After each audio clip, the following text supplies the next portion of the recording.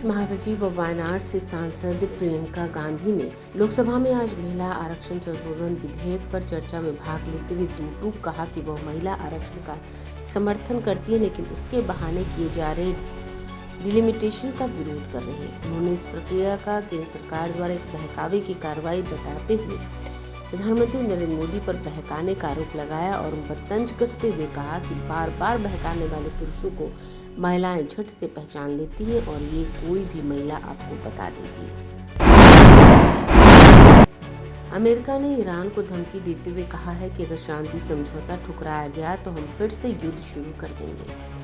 अमेरिकी रक्षा मंत्री Pete Hegseth ने ईरान को मैसेज देते हुए कहा कि हमारी नजर आप पर है। उन्होंने कहा अमेरिका ईरान के बंदरगाहों की नाकेबंदी तक करेगा जब तक जरूरी होगा। उन्होंने चेतावनी दी कि अगर तेहरान कोई समझौता नहीं करता है तो फिर से हमले किए जाएंगे।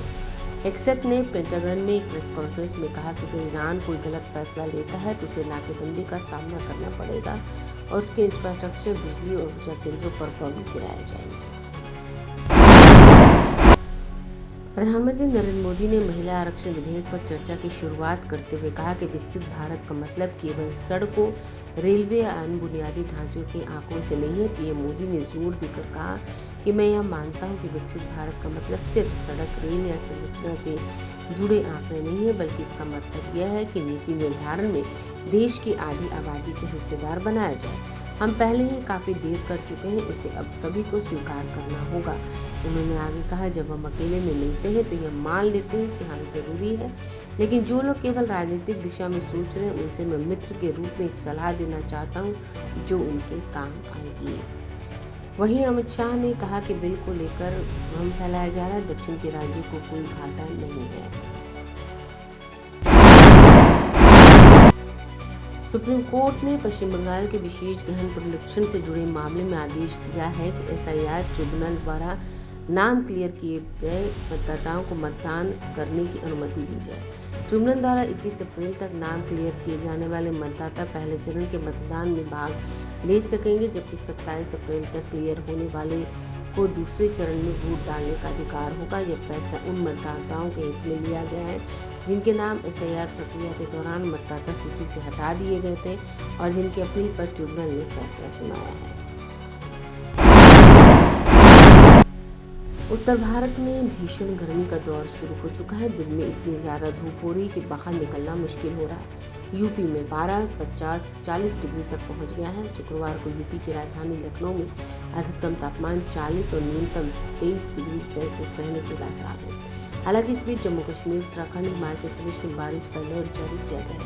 इस बीच मौसम विभाग ने बताया कि मध्य पूर्वी भारत के कुछ अलग अलग क्षेत्रों में इस हफ्ते हीट वेव चलने की संभावना है। इसके अलावा अरुणाचल प्रदेश में 18-20 अप्रैल के दौरान, असम मेघालय में 16-19 अप्रैल के दौरान और सिक्किम में 18 अप्रैल को बिजली गिरने और गरज के साथ भारी बारिश की चेतावनी जारी की गई है।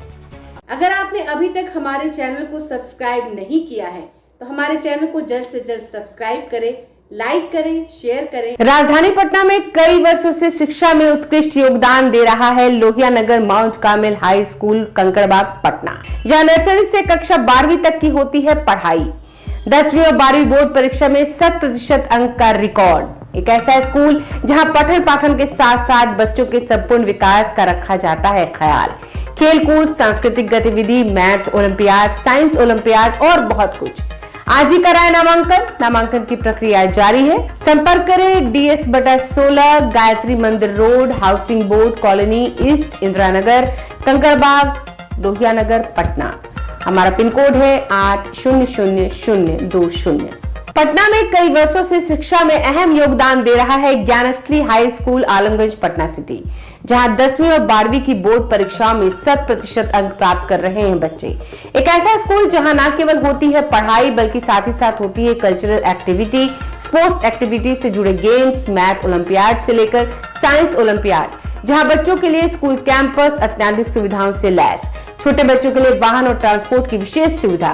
तो देर किस बात की, आज ही कराएं अपना नामांकन Gyansthali high school Alamganj Patna city में, जहां नामांकन की प्रक्रिया जारी है। संपर्क करें पुलिस चौकी Alamganj main road near Alamganj थाना, पटना, बिहार 800007।